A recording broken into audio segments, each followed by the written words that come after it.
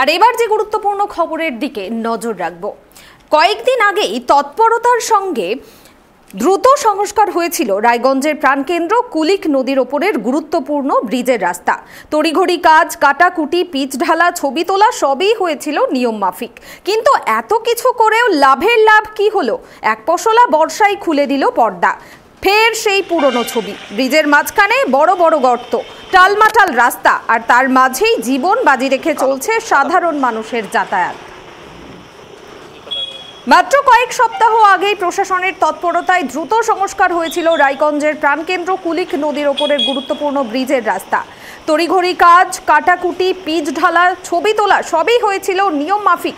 কিন্তু এত কিছু করেও লাভের লাভ কি হলো? এক পশলা বর্ষায় খুলে দিল পর্দা। ফের সেই পুরনো ছবি। এ বিষয়ে আমরা বিস্তারিত জানবো। এই মুহূর্তে আমার সঙ্গে লাইভ রয়েছেন আমাদের প্রতিনিধি বিক্রম। বিক্রম, কয়েকদিন আগেই এই যে কুলিক ব্রিজের গুরুত্বপূর্ণ রাস্তা সেটি কিন্তু সারাই করা হয়েছিল। আবার দেখা যাচ্ছে সেই পুরনো ছবি। মাত্র এই কত দিনের মধ্যে আবার কি করে বেহাল হয়ে গেল এই গুরুত্বপূর্ণ ব্রিজ? একদমই কোনো এখানে কিন্তু প্রশ্ন উঠছে এবং তার প্রথমে বলে রাখি, আমরাই সবার প্রথম এই ট্রাইব টিভি বাংলা আমরা কিন্তু এই খবরটা সম্প্রচার করি এবং তারপরেই তৎপর হয়ে এনএইচ দপ্তর কিন্তু এই রাস্তা ঠিক করে।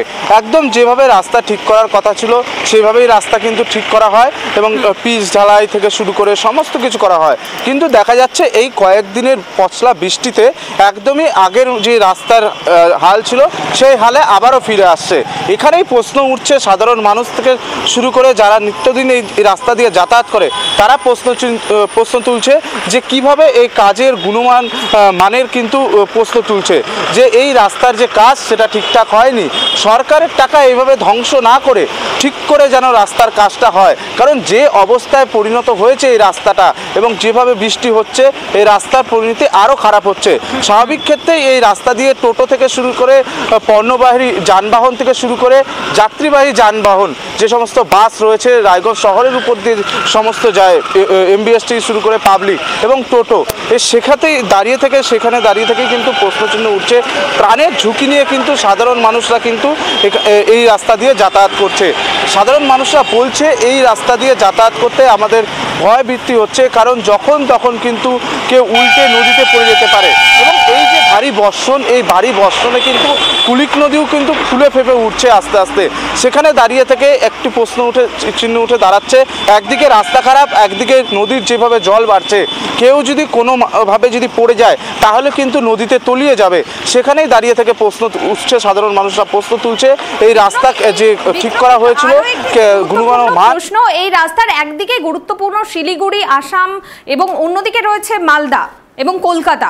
এই যে গুরুত্বপূর্ণ এই রাস্তা কিছুদিন আগে সংস্কার করা হয়েছিল, সেক্ষেত্রে এই গুরুত্বপূর্ণ রাস্তার বেহাল অবস্থা, সংস্কারের মান নিয়ে কিন্তু বারংবার প্রশ্ন উঠছে।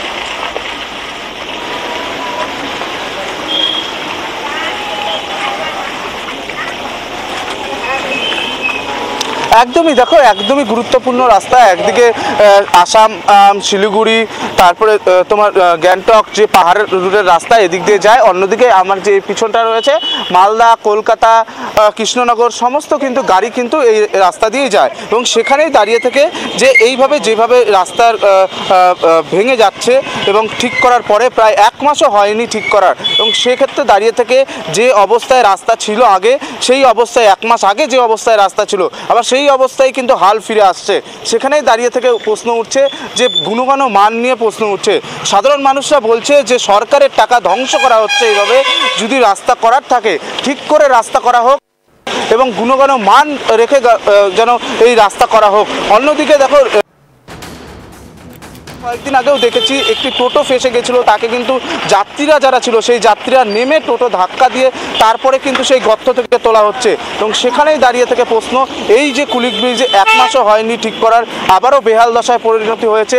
কবে এই কুলিক ব্রিজ আবার সংস্কার করা হবে এবং স্বাভাবিক ছন্দে আবার কুলিক ব্রিজ ফিরবে এবং সাধারণ যারা যাত্রী রয়েছে তারা ঠিক মতন যাতায়াত করবে? সাধারণ মানুষের জীবনের ঝুঁকি নিয়ে বারবার এমন তড়িঘড়ি ও অস্থায়ী মেরামত কেন করা হচ্ছে? স্থায়ী সমাধানের উদ্যোগ কবে নেওয়া হবে?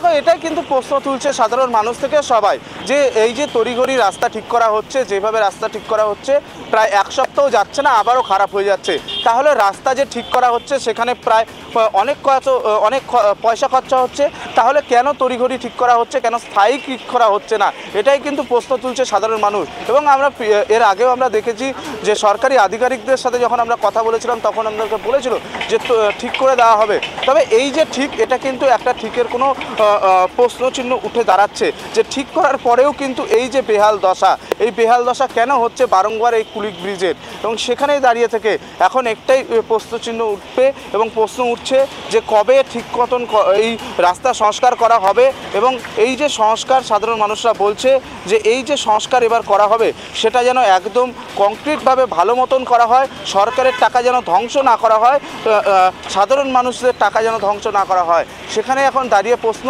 এই রাস্তা কবে ভালো প্রশাসনের নজরদারি কোথায়? এই যে রাস্তা বারংবার সংস্কার করা হচ্ছে, কিছুদিনের মধ্যেই আবার বেহাল হয়ে যাচ্ছে, প্রশাসনের নজরদারি কোথায় এক্ষেত্রে?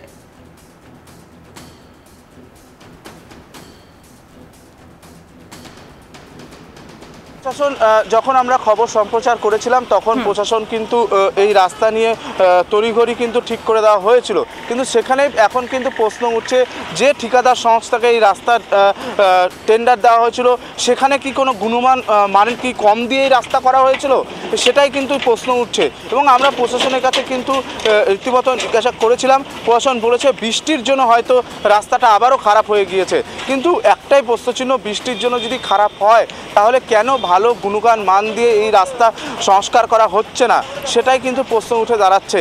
এবং এখনো পর্যন্ত কিন্তু এই সদ উত্তর কিন্তু প্রশাসনের তরফ থেকে কিন্তু আমরা পাইনি। কুনামি, ধন্যবাদ বিক্রম। যে খবরের দিকে আমাদের নজর রয়েছে, রায়গঞ্জের একেবারে গুরুত্বপূর্ণ বলা যেতে পারে প্রাণকেন্দ্র এই কুলিক ব্রিজের ওপর যে রাস্তাটি রয়েছে সেটি, আর কিছুদিন আগেই কিন্তু এই রাস্তাটি মেরামত করা হয়েছিল ট্রাইব টিভি বাংলায় খবর সম্প্রচারের পর, কিন্তু তারপরেই দেখা গেল এক মাস যেতে না যেতেই রাস্তার আবারও সেই বেহাল দশা, আবারও সমস্যার মধ্যে পড়তে হচ্ছে টোটো চালক থেকে দূরপাল্লার গাড়িগুলোর চালকদের। এবং তার পাশাপাশি এটি কিন্তু খুবই গুরুত্বপূর্ণ একটি রাস্তা, এই রাস্তা দিয়েই